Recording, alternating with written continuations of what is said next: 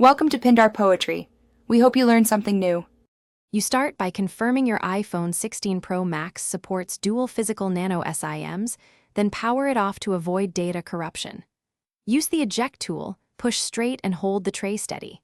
Place each nano SIM in the labeled slot, gold contacts down, cut corner aligned, so they seat flush.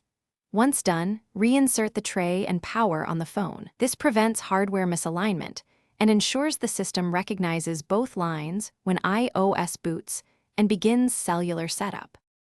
Once both SIMs register, go to Settings then Cellular to confirm carriers and signal bars. You should see two entries. Tap one to set voice, data, and roaming preferences, then the other to adjust its role. Make one your primary for calls or data, and the other as secondary. This informs iOS which line to use for mobile data and SMS by default. Also assign clear labels like personal or business, so you can quickly choose a line when sending messages or making calls. Finish by actively testing both lines.